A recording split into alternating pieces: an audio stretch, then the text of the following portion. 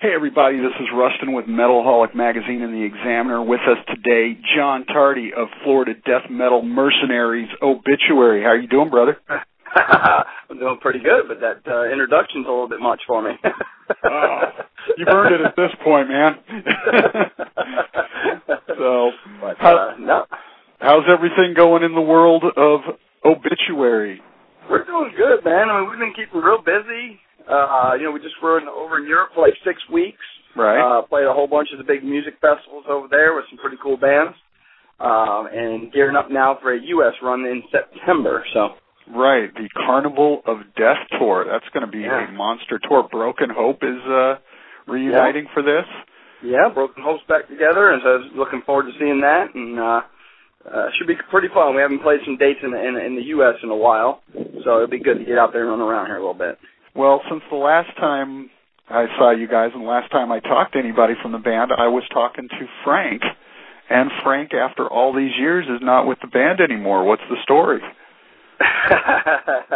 Well, there's a bit of a story there, but, what are you willing to share? How's that?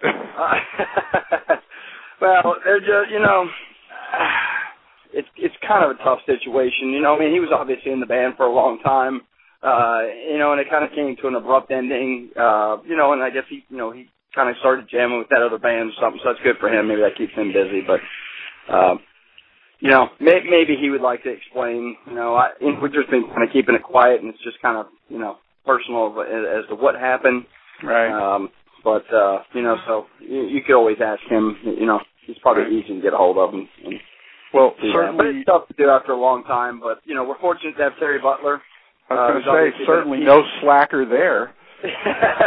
Well, the cool thing is, we've known Terry since we were, in 7th grade, so it's just kind of like, having him in the band, it's just really something that I wish would have happened a long, long time ago, because he's just like a brother of ours, so, so having him around is quite nice, and he's also a bit of an encyclopedia of music and stuff, so, anytime, some band gets brought up, or who played guitar on this kind of thing, you can ask the guy almost anything in music, and he just listens to so much. He knows, everybody, so. Well, hopefully at some point I'll get a chance to talk with him, and I can pick his brain, because he's easy enough. If you'd like to talk to him, I can hook that up, not a problem. He's more than happy to talk to people, so.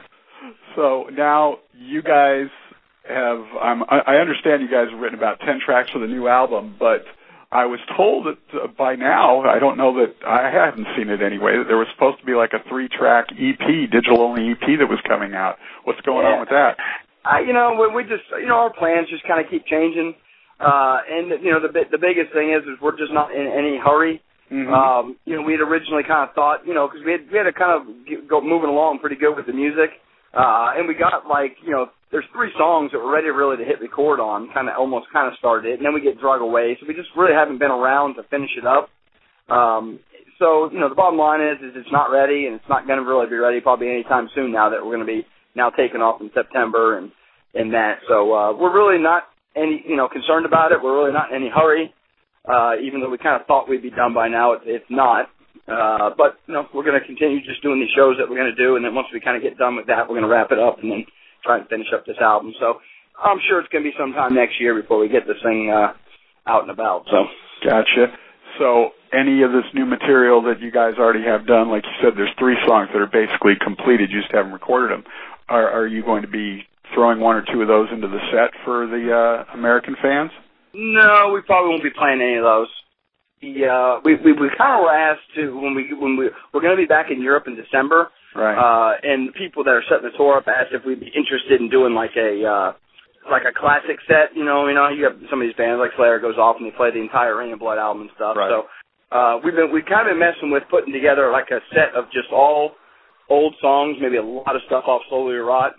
Type of set, so I think that's what we're going to kind of stick with in the U.S. too. I think we're going to put that set together and maybe do that in the U.S. also. So test it out here on home ground. Yeah. Just with some of these songs, God, we haven't played them in so long. We're sitting back there on the. Donald actually was over yesterday in the studio. We're sitting out there listening to all the old CDs, just going through them song by song. And it's like, some of those songs I just haven't even listened to in years and years, let alone play again. So it's like we got to kind of relearn the things all together. So. Terry's probably ahead of you on all of that. Yeah, you know what? Would have no doubt that he'll probably be able to show us what we did before we know how to do it. That's for sure. So sometimes that's what it takes is some new blood. I know you guys were talking to talking to our friends over at Century Media about maybe hooking up with them.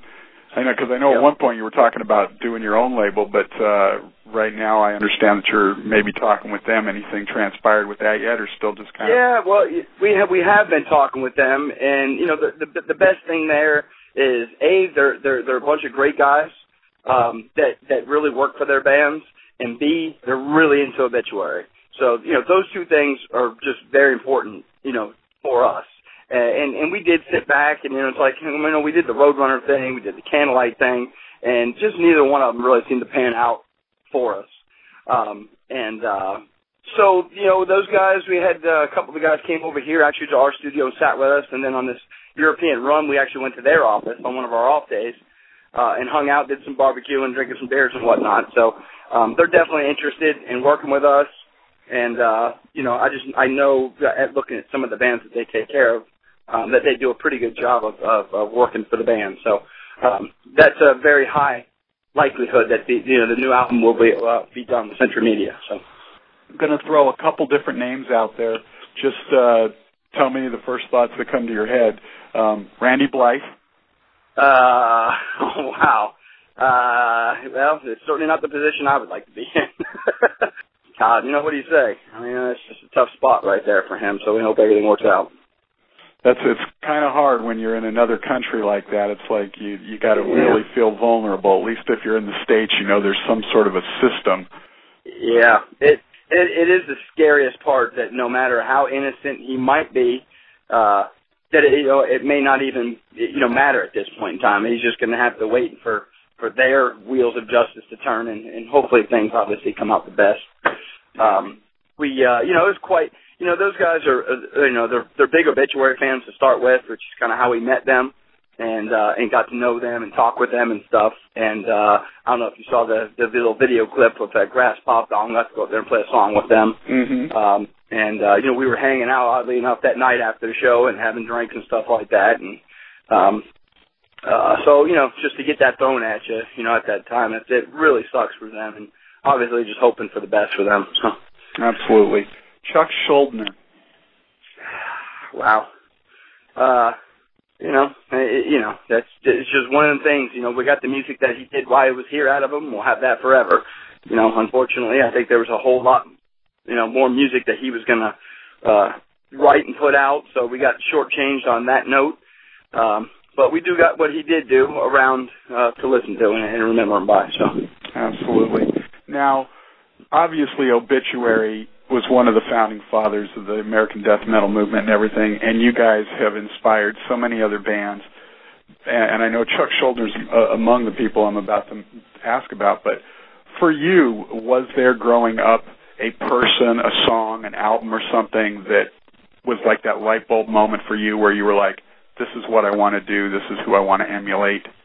Yeah, well, you know what? I mean, fortunate for us, when we grew up right in our neighborhood, like we'd be riding our bikes down the street, and, this is way back in high school, and, we obviously run into the guys from Nasty Savage, and they'd be like in their garage or something jamming, and of course we'd ride back and forth in front of the house about 100 times just hoping they'd come walking out so we could, maybe accidentally talk to them kind of thing. Both that and Sabotage was also doing the same thing at the time, So those two bands were really what kind of got us really wanting to jam, and which really kind of pushed us out to go pick up a guitar. Don was kind of playing a snare drum in school, right. But we would go over to to a friend's house that had a drum set, and sit there and jam as much as he would let us play on his kit until he kicked us out. And so those two bands is really what kind of got us going. As far as that turn, and then, what kind of turned us into the type of music we liked was really just that early Venom and Hellhammer and Frost that we kind of started hearing, that really, in the Slayer, that kind of got us excited into doing, the type of music that we're doing. So, those bands. I have to ask, because you're among the leaders in death metal, obviously, for those who aren't as familiar with the genre yet, if you had to pick 5 essential death metal albums, and you can include any of your own if you want, what would you tell people to go out and get? Jeez. Probably Venom, Black Metal, Possessed, Seven Churches, Celtic Frost, Morbid Tales, Slayer, Rain and Blood, and probably even Frost to Megatheron was awfully heavy. I could keep kind of going. Absolutely. But, it gets tough. I mean, especially when a lot of people ask me about like newer music and newer bands coming out, and I'm not that type of person that sits around and stays like on top of all the new bands and all their new stuff. I eventually will get around when it comes my way. I'm just not the type of person that goes out and is the first one looking for, somebody's new kind of stuff. And I listen to all the old stuff all the time, and it's just, right. With most of the music. I mean, I like country music, but it's like, a lot of old country music, things like that. So even, the rock that I listen to or the southern rock and stuff, it's all the old Skinner and stuff like that. So, well, in the end, I think that's what all of us do is we go back to the classic stuff that made us love music to begin with. Exactly. So it inspired us. Yeah, I mean, I guess, when you grow up and that's what you hear at first, you just kind of always, you like it and go with it. So absolutely.